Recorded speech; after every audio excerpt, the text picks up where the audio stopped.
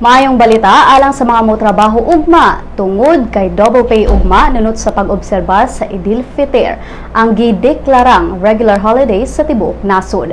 Matod sa Department of Labor and Employment nga ugma July 17 ang mga musud sa trabaho bayaran og 200% sa ilang regular pay sulod sa 8 ka oras ug dunay additional 30% sa iyang hourly rate kung mag-overtime sa trabaho.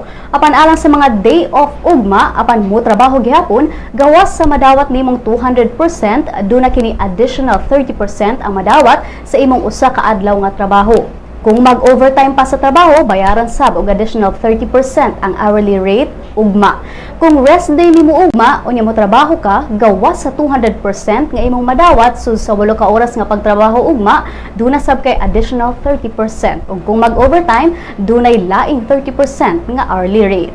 Apan kung dili ka mosud ugma sa trabaho, sigon sa dole nga makadawat gihapon ka og 100% sa imong salary alang ugma.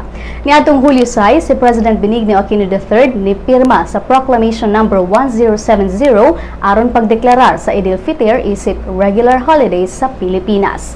Nunod sa proklamasyon, giawag ang tanang mga Pinoy nga makighiusa sa kalinaw kauban ang mga kaigsuonan natong Muslim ato sa selebrasyon sa Idil Fitr.